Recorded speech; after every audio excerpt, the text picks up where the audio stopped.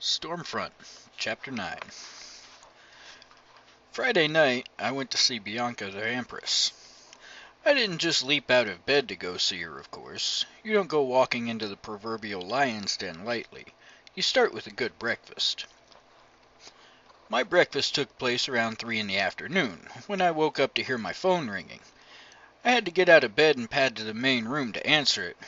"Rrrf," I grumbled. "Dresden," Murphy said. "What can you tell me?" Murphy sounded stressed. Her voice had that distinct edge that she got whenever she was nervous, and it rankled me like fingernails scraping on bones. The investigation into Tommy Tom's murder must not be going well. "Nothing yet," I said. Then I lied to her a little. I was up most of the night working, but nothing to show yet. She answered me with a swear word. "That's not good enough, Harry. I need answers, and I need them yesterday." "I'll get to it as quick as I can." "Get to it faster," she snarled. She was angry. Not that this was unusual for Murphy, but it told me that something else was going on. Some people panic when things get rough, harried. Some people fall apart. Murphy got pissed. "Commissioner riding your back again?" City Police Commissioner Howard Fairweather used Murphy and her team as scapegoats for all sorts of unsolvable crimes that he had dumped in their lap. Fairweather was always lurking around, trying for an opportunity to make Murphy look bad, as though by doing so he could avoid being crucified himself. Like a winged monkey from the Wizard of Oz. Kinda makes you wonder who's leaning on him to get things done. Her voice was sour as ripe lemons. I heard her drop an Alka-Seltzer into a glass of liquid. "I'm serious, Harry. You get me those answers I need, and you get them to me fast. I need to know if this was sorcery, and if so, how it was done and who could have done it. Names, places, I need to know everything." "It isn't that simple, Then make it simple." "How long before you can tell me? I need an estimate for the Commissioner's Investigative Committee in 15 minutes, or I might as well turn in my badge today." I grimaced. If I were able to get something out of Bianca, I might be able to help Murph on the investigation. But if it proved fruitless, I was going to have to spend the entire evening doing nothing productive, and Murphy needed her answers now. Maybe I should have made a stay-awake potion. "Does the committee work weekends?" Murphy snorted. "Are you kidding?" "We'll have something by Monday, then." "You can have it figured out by then?" she asked. "I don't know how much good it will do you, even if I can puzzle it out. I hope you've got more to go on than this." I heard her sigh into the phone and drink the fizzy drink. "Don't let me down, Harry." Time to change the subject before she pinned me down and smelled me lying. I had no intention of doing the forbidden research if I could find a way out of doing it. "No luck with Bianca?" Another swear word.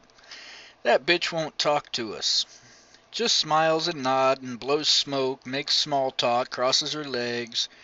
You should have seen Carmichael drooling." "Well, tough to blame him, maybe. I hear she's cute. Listen, Murph, what if I just—" "No, Harry, absolutely not. You will not go over to the Velvet Room. You will not talk to that woman, and you will not get involved in this." "Lieutenant Murphy," I drawled, "a little jealous, are we?"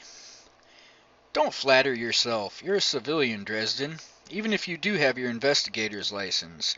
If you get your ass laid out in the hospital or the morgue, it'll be me that suffers for it." "Murph, I'm touched." "I'll touch your head to a brick wall a few times if you cross me on this, Harry." Her voice was sharp, vehement. "Hey, wind down, Murph. If you don't want me to go, no problem." Whoops, a lie. She'd be all over that like a troll on a billy goat. "You're a lousy liar, Harry. God damn it. I'll have to take you down to lockup just to keep you from—" "What?" I said loudly into the receiver. "Murph, you're breaking up. I can't hear you. Damn phone again. Call me back." Then I hung up on her. Mister padded over to me and batted at my leg. He watched me with serious green eyes as I leaned down and unplugged the phone as it started to ring again. "Okay, mister, you hungry?"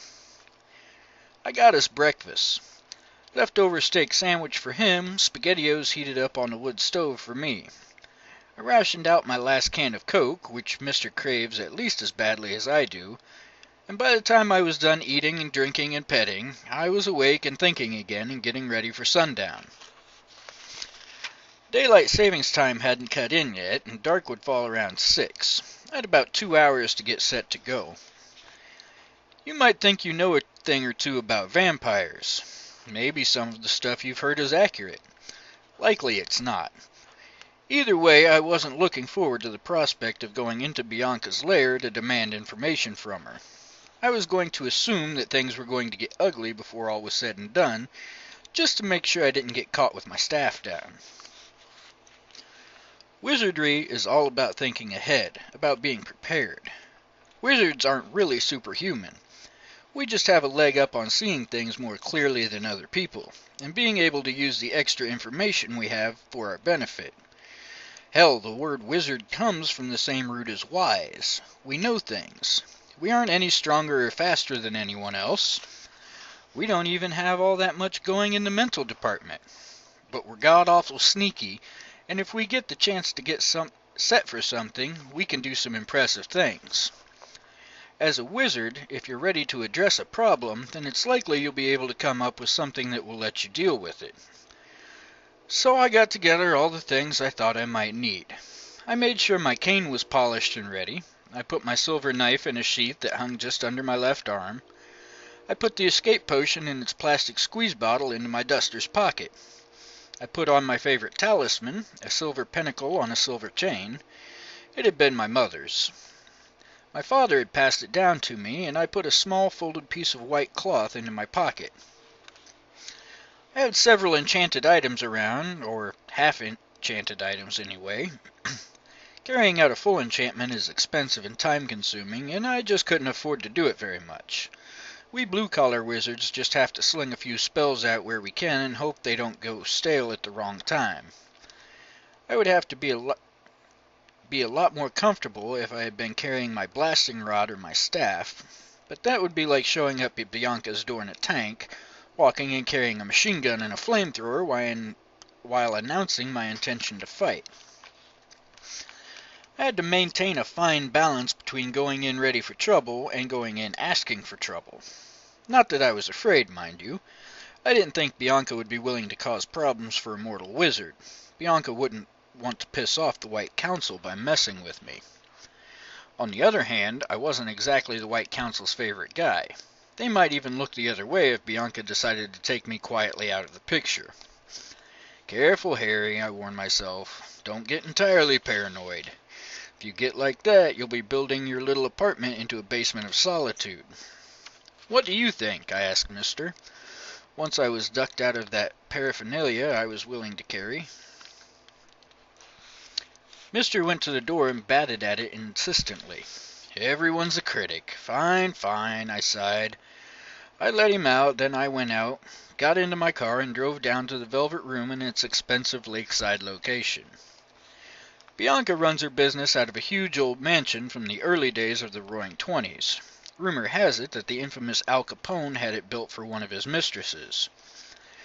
There was a gate with an iron fence and a security guard.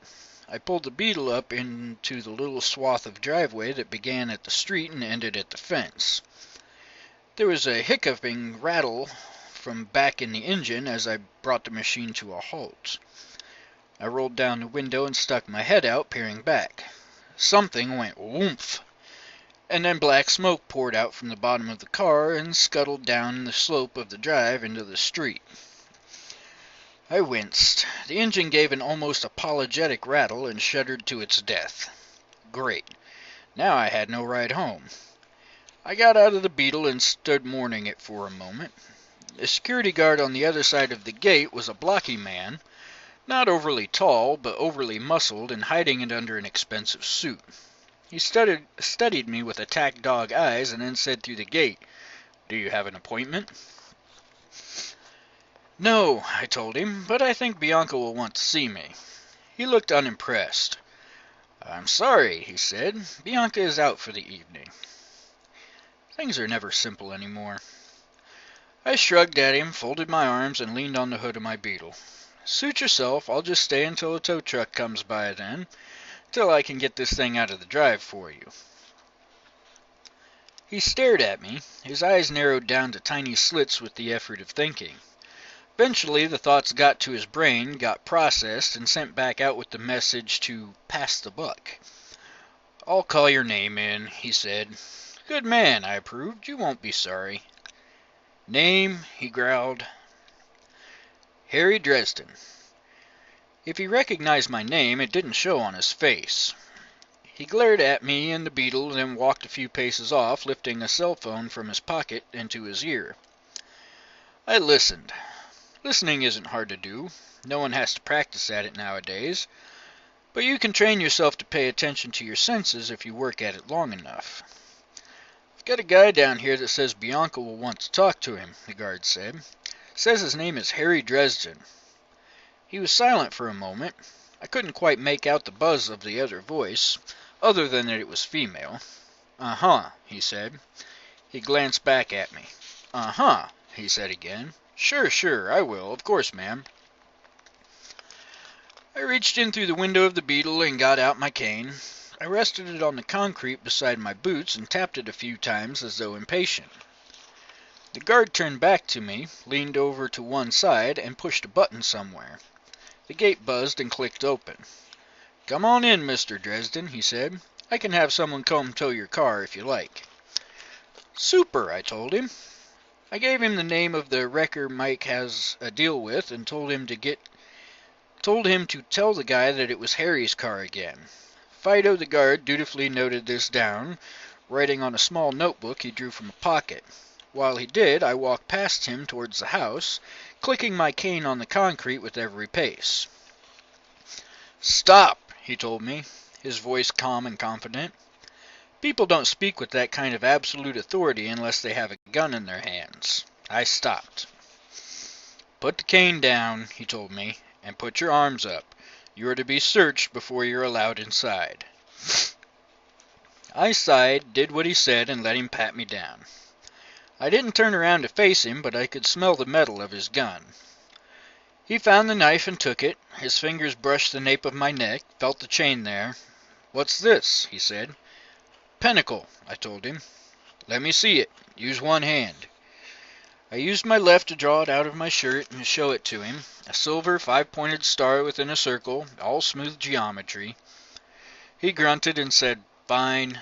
The search went on, and he found the plastic squeeze bottle. He took it out of my pocket, opened it, and sniffed at it. What's this? A health cola, I told him. Smells like shit, he said, capped it, and put it back in my pocket. What about my cane?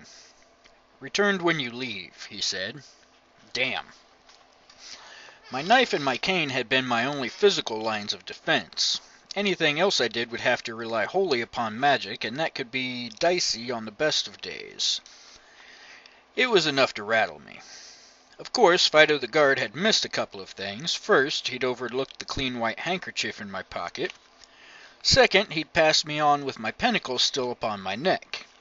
He probably figured that since it wasn't a crucifix or a cross, that I couldn't use it to keep Bianca away from me. Which wasn't true. Vampires, and other such creatures, don't respond to symbols as such. They respond to the power that accompanies an act of faith. I couldn't ward off a vampire mosquito with my faith in the Almighty. He and I have just never seemed to connect. But the pentacle was a symbol of magic itself, and I had plenty of faith in that. And of course, Fido had overlooked my getaway potion.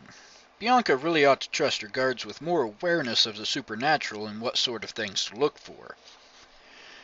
The house itself was elegant, very roomy, with the high ceilings and the broad floors that they just don't make anymore. A well-groomed young woman with a short, straight haircut greeted me in the enormous entry hall.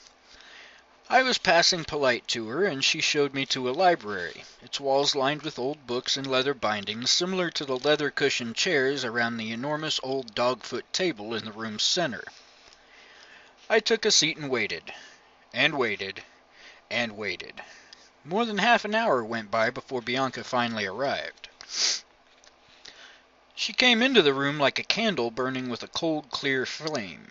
Her hair was a burnished shade of auburn that was too dark to cast back any ruddy highlights, but did anyway. Her eyes were dark, clear, her complexion flawlessly smooth and elegantly graced with cosmetics. She was not a tall woman, but shapely, wearing a black dress with a plunging neckline and a slash in one side that showed off a generous portion of pale thigh. Black gloves covered her hands to above the elbows, and her $300 shoes were a study in high-heeled torture devices. She looked too good to be true. "Mr. Dresden," she greeted me. "This is an unexpected pleasure." I rose when she entered the room. "Madame Bianca," I replied, nodding to her. "We meet at last. Hearsay neglected to mention how lovely you are." She laughed, lips shaping the sounds, head falling back just enough to show a flash of pale throat. "A gentleman," they said. I see that they were correct. It is a charmingly passé thing to be a gentleman in this country. "You and I are of another world," I said. She approached me and extended her hand, a motion oozing feminine grace. I bowed over her hand briefly, taking it and brushing my lips against the back of her glove. "Do you really think I'm beautiful, Mr. Dresden?" she asked me. "As lovely as a star, madam." "Polite and a pretty one, too," she murmured. Her eyes flickered over me from head to toe, but even she avoided meeting gazes with me. Whether from a desire to avoid inadvertently directing her power at me, or being on the receiving end of mine, I couldn't tell. She continued into the room and stopped beside one of the comfortable chairs. As a matter of course, I stepped around the table and drew out the chair for her, seating her. She crossed her legs, in that dress, in those shoes, and made it look good. I blinked for just a moment, then returned to my own seat. "So, Mr. Dresden, what brings you to my humble house? Care for an evening of entertainment? I quite assure you that you will never have another experience like it." She placed her hands in her lap, smiling at me. I smiled at her and put one hand into my pocket onto the white handkerchief. "No, thank you. I came to talk." Her lips parted in a silent "ah." "I see. About what, if I might ask?" "About Jennifer Stanton and her murder." I had all of a second's warning. Bianca's eyes narrowed and then widened, like those of a cat about to spring. Then she was coming at me over the table, faster than a breath, her arms extended toward my throat. I toppled over backward in my chair. Even though I'd started to move first, it almost wasn't enough to get away from her reaching nails in time. One grazed my throat with a hot sensation of pain, and she kept coming, following me down to the floor, those rich lips drawn back from sharp fangs. I jerked my hand out of my pocket and flapped open my white hanky at her, releasing the image of sunlight I'd been storing for use in potions. It lit up the room for a moment, brilliant. The light smashed into Bianca, hurled her back across the old table into one of the shelves, and tore pieces of flesh away from her like bits of rotten meat being peeled off a carcass by a sandblaster. She screamed, and the flesh around her mouth sloughed and peeled away like snake scales. I had never seen a real vampire before. I would have time to be terrified later. I took in the details as I tugged my talisman off over my neck. It had a bat-like face, horrid and ugly, the head too big for its body, gaping, hungry jaws. Its shoulders were hunched and powerful. Membranous wings stretched between the joints of its almost skeletal arms. Flabby black breasts hung before it, spilling out of the black dress that no longer looked feminine. Its eyes were wide, black, and staring, and a kind of leathery, slimy hide covered its flesh, like an inner tube lathered with Vaseline, though there were tiny holes corroded in it by the sunlight I had brought with me. It recovered quickly, crouching and spreading long arms that ended in claw-tipped fingers to either side with a hiss of rage. I drew my pentacle into my fist, raised it like every vampire slayer you ever saw does it, and said, "Jesus Christ, lady, I just came here to talk." The vampire hissed and started toward me with a gangling, weirdly graceful step. Its clawed feet were still wearing the $300 black pumps. "Back," I said, taking a step towards it, myself. The pinnacle began to burn with the cold, clear light of applied will and belief, my faith, if you will, that it could turn such a monster aside.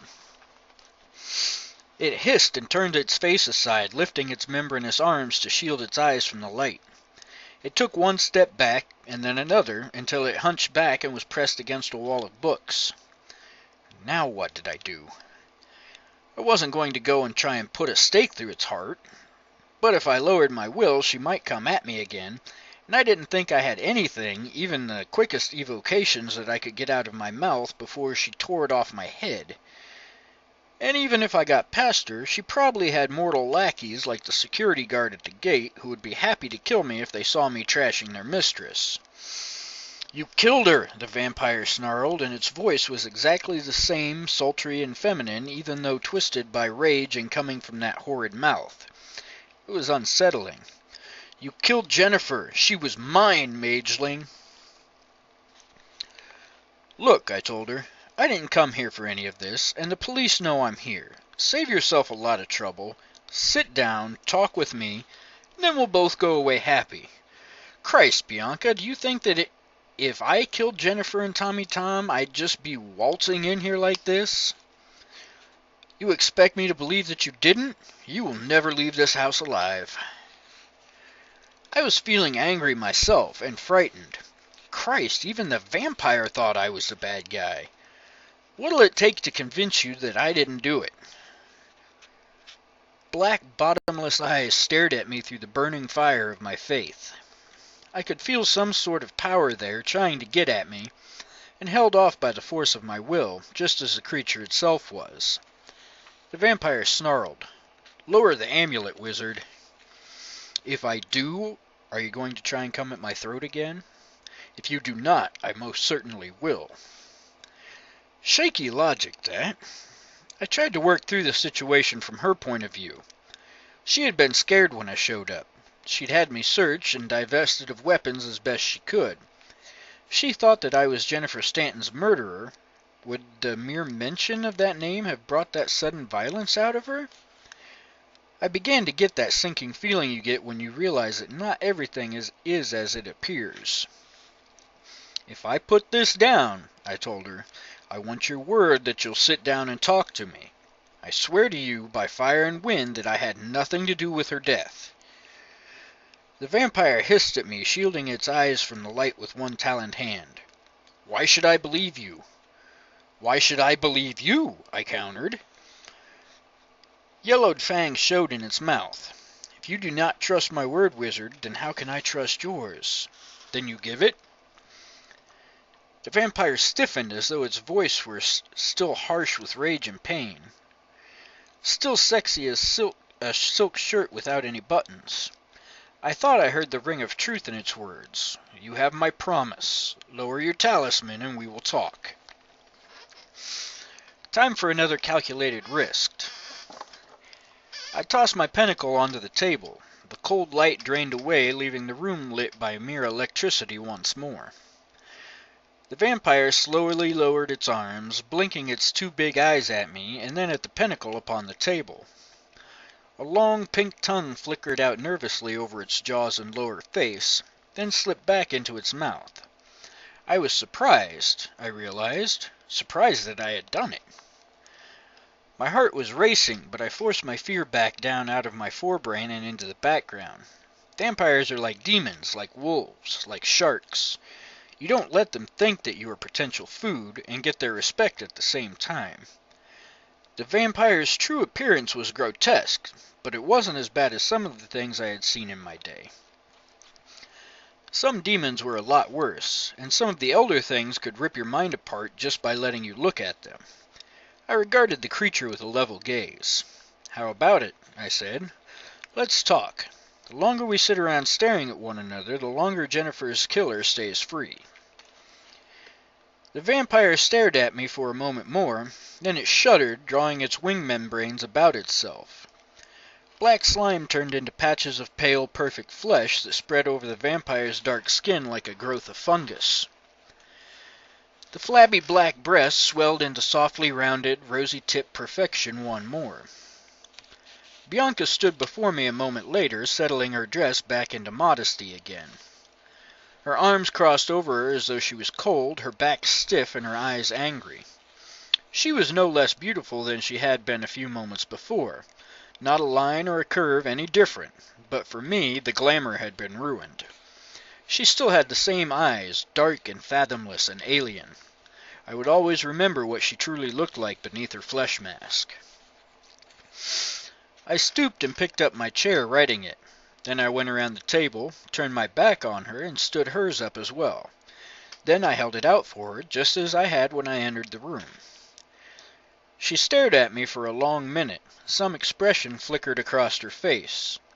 She was disconcerted by my apparent lack of concern about the way she looked, and it told.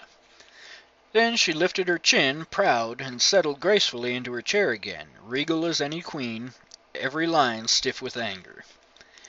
The old world rules of courtesy and hospitality were holding, but for how long? I returned to my seat and leaned over to pick up my white handkerchief, toying with it. Bianca's angry eyes flickered down to it, and once again she repeated the nervous gesture of licking her teeth and lips, though this time her tongue looked human. "So, tell me about Jennifer and Tommy Tom," I said. She shook her head, almost sneering. "I can tell you what I told the police. I don't know who could have killed them." "Come on, Bianca. We don't have to hide things from one another. We're not part of the mortal world." Her eyebrows slanted down, revealing more anger. "No. You're the only one in the city with the kind of skill required to cast that sort of spell.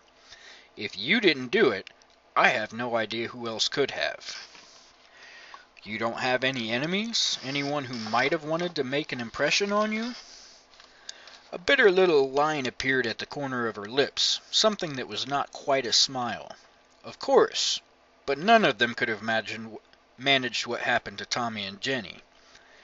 She drummed her fingernails over the tabletop, leaving little score marks in the wood. "I don't let any enemies that dangerous run around alive. At least not for long." I settled back in my chair, frowning, and did my damnedest not to let her see how scared I was. "How did you know Tommy Tom?" She shrugged, her shoulders gleaming like porcelain and just as brittle. "You may have thought he was just a bruiser for Johnny Marcone, Mr. Dresden, but Tommy was a very gentle and considerate man underneath. He was always good to his women. He treated them like real people." Her gaze shifted from side to side, not lifting. "Like human beings. I wouldn't take on a client if I thought he wouldn't be a gentleman, but Tommy was better than most. I met him years ago, elsewhere. I always made sure he had someone to take care of him whenever he wanted an evening of company." "You sent Jennifer out to him that night." She nodded, her expression bleak. Her nails drummed the tabletop again, gouging out more wood. "Was there anyone else who he saw on a regular basis? Maybe someone who would have talked to him, known what was going on in his life?" Bianca shook her head. "No," she said, but then she frowned. I just watched her and absently tossed the handkerchief on the tabletop. Her eyes flicked to it, then up to mine. I didn't flinch. I met her bottomless gaze and quirked my mouth up as in a little smile, as though I had something more and worse to pull out of my hat if she wanted to come after me again. I saw her anger, her rage, and just for a moment I got a peek inside, saw the source of it. She was furious that I had seen her true form, horrified and embarrassed that I had stripped her disguise away and seen the creature beneath. And she was afraid that I could take away even her mask forever with my power. More than anything else, Bianca wanted to be beautiful, and tonight I had destroyed her illusion. I had rattled her gilded little world. She sure as hell wasn't going to let me forget that. She shuddered and jerked her eyes away, furious and frightened at the same time, before I could see any deeper into her, or she into me. "If I had not given you my word, Dresden," she whispered, "I would kill you this instant." "That would be unfortunate," I said. I kept my voice hard. You should know the risks in a wizard's death curse. You've got something to lose, Bianca. And even if you could take me out, you can bet your pretty ass I'd be dragging you into hell with me. She stiffened, then turned her head to one side and let her fingers go limp. It was a silent, bitter surrender. She didn't move quickly enough for me to miss seeing a tear streak down one cheek. I'd made the vampire cry. Great. I felt like a real superhero. Harry Dresden, breaker of monsters' hearts. There may be one person who might know something, she said, her lovely voice dull, flat, lifeless. I had a woman who worked for me, Linda Randall. She and Jennifer went out on calls together when customers wanted that sort of thing. They were close. Where is she now? I asked. She's working as a driver for someone, some rich couple who wanted a servant that would do more than windows. She wasn't the type I usually keep around in any case. I think Jennifer had her phone number. I can have someone fetch it for you, Mr. Dresden. She said my name as though it were something bitter and poisonous that she wanted to spit out. Thank you. That would be very kind. I kept my tone carefully formal, neutral. Formality and a good bluff were all that was keeping her from my throat. She remained quiet, controlling her evident emotions, before she started to look up again at last. Her eyes froze, then widened when they came to my throat. Her expression went perfectly, inhumanly still. I grew tense. Not just tense, but steel-tight, wire-bound, spring-coiled. I was out of tricks and weapons. If she came after me now, I wasn't going to get the chance to defend myself. There was no way I would be able to drink the potion before she tore me apart. I gripped the arms of my chair hard to keep myself from bolting. Do not show fear. Do not run away. It would only make her chase me, snap her instincts into the reaction of pursuing the prey. You're bleeding, Mr. Dresden, she whispered. I lifted my hand, slowly, to my throat, where her nails had scored me earlier. My fingertips came away slick with my own blood. Bianca kept on staring. Her tongue flickered around her mouth again. Cover it, she whispered. A strange mewling sound came out of her mouth. Cover it, Dresden. I picked up my handkerchief and pressed it over my throat. Bianca blinked, her eyes closed slowly and then turned away. Half hunched over her stomach, she didn't stand up. Go, she told me. Go now. Rachel's coming. I'll send her down to the gate with the phone number in a little while. I walked toward the door, but then stopped, glancing back at her. There was a sort of horrid fascination to it, to knowing what was beneath the alluring exterior, the flesh mask, to seeing it twist and writhe with need. Go, Bianca whimpered. Fury, hunger, and some emotion I couldn't even begin to fathom made her voice stretch out thinner. Go, and do not think that I will not remember this night. Do not think that I will not make you regret it. The door to the library opened, and the straight-haired young woman who had greeted me earlier entered the room. She gave me a passing glance, then walked past me, kneeling at Bianca's side. Rachel, I presumed. Rachel murmured something too soft to hear, gently brushing Bianca's hair back from her face with one hand. Then she unbuttoned the sleeve of her blouse, rolled it up past her elbow, and pressed her wrist to Bianca's mouth. I had a good view of what happened. Bianca's tongue flashed out, long and pink and sticky, smearing Rachel's wrist with shining saliva. Rachel shuddered at the touch, her breath coming quicker. Her nipples stiffened beneath the thin fabric of the blouse, and she let her head fall slowly backwards. Her eyes were glazed over with a narcotic languor, like those of a junkie who had just been shot up. Bianca's fangs extended and slashed open Rachel's pale pretty skin. Blood welled. Bianca's tongue began to flash in and out, faster than could really be seen, lapping the blood up as quickly as it appeared. Her dark eyes were narrowed, distant. Rachel was gasping and moaning in pleasure, her entire body shivering. I felt a little sick and withdrew step by step, not turning my back to the scene. Rachel toppled slowly to the floor, writhing her way towards unconsciousness with an evident glee. Bianca followed her down, unladylike now, a creature of bestial hunger. She crouched over the supine woman, and in the hunch of her pale shoulders I could see the bat-like thing beneath the flesh mask lapping up Rachel's blood. I got out of there, fast, shutting the door behind me. My heart was hammering too quickly. The scene with Rachel might have aroused me if I hadn't seen what was underneath Bianca's mask.